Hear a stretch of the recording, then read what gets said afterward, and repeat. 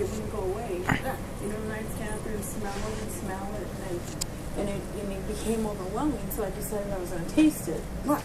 And so I went out and took some and I tasted it, and it tasted like rain. Tell me about it. Just take me through that very first time. It was like I had it in my hand, and I was smelling it, and I thought, if it smells as good, it must taste good too. Mm-hmm. And so I put a little bit on my tongue, and it was like melted in my mouth. And so I put some more, and then I was like, this is wonderful. It was overwhelming. And you've even gone to a cemetery and eaten. That was, it was the first time dumb stuff, I was just experimenting, and I happened to be at my daughter's house, and there was no dirt around. She was in the city, and the closest place I could think of that had dirt was at the cemetery. And so she was right next to the cemetery, so we went over there, and I got the dirt, and then it tasted, it made me sick. And I was like, nah, no more cemetery for me. Not a good idea. Not a good idea.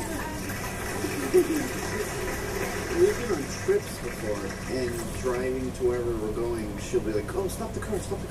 And we'll stop the car, not knowing what she wanted. Yeah. And she'll jump out of the car and go get some dirt from the side of the road. I understand you like cruises. What happens when you go on a cruise? There's no dirt there. I take my own dirt with me wherever I go. Do you swallow it? In the beginning I did, and after a couple of weeks, it made me very irregular, as you can imagine. So I stopped swallowing it and I put it in my mouth.